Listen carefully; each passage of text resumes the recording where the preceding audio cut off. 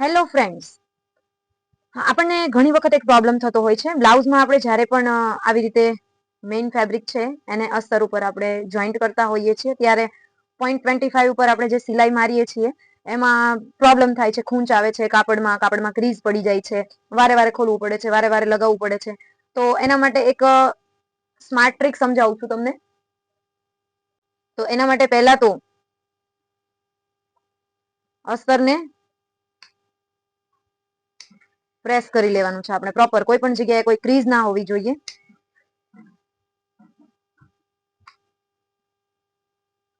બીજી પ્રોબ્લેમ આવે છે જ્યારે આપણી પાસે આ ટાઈપનું ફેબ્રિક હોય છે જે ફ્રન્ટ અને બેક બંને બાજુથી ઓલમોસ્ટ સેમ જ દેખાતું હોય. તો ઘણી વખત પ્રોબ્લેમ એવી થાય છે કે આપણે આના ઉપર સ્ટીચ લગાવી અથવા તો જોઈન્ટ કર્યું આના ઉપર, એના પછી જ્યારે આપણે આને એક બાજુ કરી અને બીજો પાર્ટ લઈએ છીએ બીજી બાજુનો, એને પણ સેમ જ રીતેથી બનાવી દઈએ છીએ. અને પ્રોબ્લેમ એ થાય છે કે બંને પાર્ટ એક જ બાજુના રેડી થાય છે. તો આના માટે શું સોલ્યુશન છે, આનું પણ હું તમને આ જ વિડીયોમાં સોલ્યુશન આપીશ. તો પહેલા તો આપણે પ્રેસ લગાવી દીધી. હવે પહેલા ધ્યાનમાં એ રાખવાનું છે કે બંને પાર્ટ્સને આવી રીતે સામસામા રાખવાના છે. કેમ કે બંને પાર્ટ્સ આ જ રીતે હશે, કોઈ દિવસ બંને પાર્ટ્સ એક ડાયરેક્શનમાં નહીં હોય. તો બંને પાર્ટને ઓપોઝિટ રીતે આ રીતે સેટ કરી અને પહેલા તો ફેવિકોલ લઈ લેવાનો છે. ફેવિકોલની મદદથી આપણે આ રીતે ફેબ્રિકની અસ્તરની ધાર ઉપર આ રીતે દૂર ફેવિકોલ લગાવી દેવાનું છે. બહુ નજીક નથી લગાવવાનો અને અસ્તરની ધાર પર જ લગાવવાનો છે. એનું ધ્યાન રાખવાનું છે. બહુ અંદરની સાઈડ ના જવું જોઈએ, નહીતર સિલાઈની બહારથી દેખાશે. એટલે આ વસ્તુનું ખાસ ધ્યાન રાખવાનું છે. અને વધારે ફેવિકોલ નથી લેવાનું, બહુ થોડું જ પ્રેસ કરવાનું છે જેથી કરી અને ફેવિકોલ રેડાય નહીં. આ જ રીતે 0.25 બહારની સાઈડથી આપણે ધાર ઉપર આ રીતે ફેવિકોલ લગાવી દઈશું. હવે જે મેઇન ફેબ્રિક છે આપણું, એને આપણે જોઈ લઈશું કયા પાર્ટનું કટ કરેલું છે. એને આપણે આ રીતે સેટ કરી દઈશું. આ રીતે કરવાથી તમારે એક બાજુનો પાર્ટ, બંને પાર્ટ એક બાજુના કોઈ દિવસ રેડી નહીં થાય. સામાસામી મૂકશો એટલે તમને આઈડિયા આવી જ જશે. એટલે આપણા બંને પાર્ટ જે છે એ પ્રોપર અલગ અલગ રેડી થઈ જશે. હવે એના પછી તમે જોઈ શકો છો, આપણે અસ્તરમાં તો પ્રેસ કરી હતી પણ મેઇન ફેબ્રિક ઉપર પ્રેસ નથી કરી. પણ મેઇન ફેબ્રિક ઉપર જ્યારે આપણે એકલી પ્રેસ કરીએ તો મેઇન ફેબ્રિક જે છે એ સંકોડાવાની બીક લાગે છે. એટલે આ રીતે નીચે ફેવિકોલ લગાવી દીધા પછી મેઇન ફેબ્રિક એની ઉપર મૂકી અને એના ઉપર આ રીતે કોઈ પણ અસ્તર મૂકી દેવાનું છે, કાપડ અથવા તો પેપર, અને પછી એના પર પ્રેસ કરવાની છે. એટલે આપણી પ્રેસ પણ ખરાબ ના થાય ફેવિકોલના લીધે. ડાયરેક્ટ મેઇન ફેબ્રિક ઉપર કોઈ દિવસ પ્રેસ નથી કરવાની અને આવી રીતે ફેવિકોલ લગાવ્યા પછી પણ ડાયરેક્ટ એના ઉપર પ્રેસ નથી ફેરવવાની. આ રીતે અસ્તર મૂકી અને એના ઉપર પ્રેસ ફેરવવી પડશે. એટલે તમારું જે મેઇન ફેબ્રિક છે એને પણ નુકસાન ના થાય અને તમારી પ્રેસ પણ સલામત રહે. તો હવે તમે જોઈ શકો છો મેઇન ફેબ્રિક ઉપર ક્રીઝ નથી બિલકુલ પણ, એકદમ પરફેક્ટ વગર ક્રીઝ ઉપર આ રેડી થઈ ગયું છે. હવે આપણે બસ જે એક્સ્ટ્રા જે છે કાપડ, મેઇન ફેબ્રિક આપણું જે એક્સ્ટ્રા વધ્યું છે એને ધારોધાર આપણે એને કટ કરી લઈશું.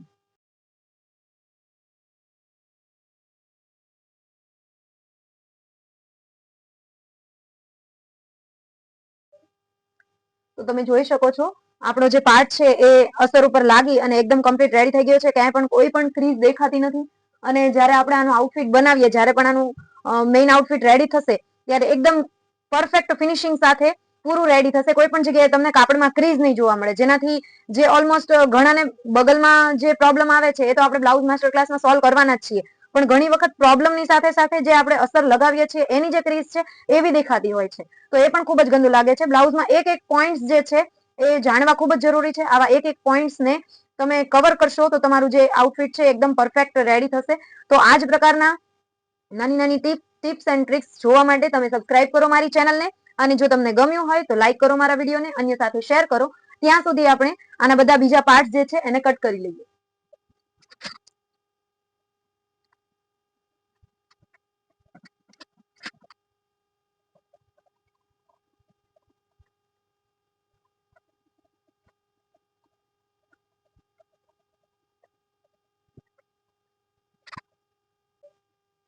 બેક સાઈડમાં પણ જ્યારે જે પાર્ટમાં હુક હોય છે ને એ પાર્ટમાં, મતલબ ઓપનિંગ જે બાજુ હોય છે ને એ પાર્ટમાં વધારે પ્રોબ્લેમ થતી હોય છે. તો જ્યારે આપણે આમાં પણ સેમ પ્રોબ્લેમ થાય છે કે આ બાજુ આપણે ફેબ્રિક રાખી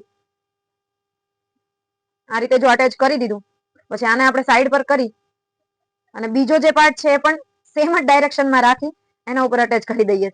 પછી આ રીતે બંને સેમ ડાયરેક્શનમાં રાખી અને આ રીતે આપણે અટેચ કરી દેતા હોઈએ છીએ. પછી ખ્યાલ આવે છે કે આ તો બંને પાર્ટ એક જ બાજુના રેડી થઈ ગયા, અને એ પણ જ્યારે આપણે મેઇન ફેબ્રિક કટ કરી લઈએ છીએ ત્યારે જ ખ્યાલ આવે છે. તો બસ મેં જે ટ્રીક આપી તમને એ ફોલો કરો એટલે આ પ્રોબ્લેમ કોઈ દિવસ નહીં આવે. મને પણ સ્ટાર્ટિંગમાં ઘણી પ્રોબ્લેમ થતી હતી. સેમ પ્રેસ લગાવો, ફેવિકોલ લગાવો અને પછી ચિપકાવી દો. આ જ રીતે આપણે બ્લાઉઝના બીજા બધા પાર્ટ્સને રેડી કરી દઈશું. જો તમને મારી આ ટ્રીક ગમી હોય તો લાઇક કરો મારા વિડીયોને, શેર કરો અન્ય સાથે, અને જો તમને પણ બ્લાઉઝ માસ્ટર ક્લાસમાં જોડાવવું છે તો સબસ્ક્રાઈબ કરો મારી ચેનલને અને અન્યને પણ શેર કરો. અને જો તમને આ બ્લાઉઝનું ફાઇનલ લુક જોવું હોય તો કમેન્ટ કરી મને જણાવો અને જોડાઈ રહો વસ્ત્રવેદા સાથે. Thank you.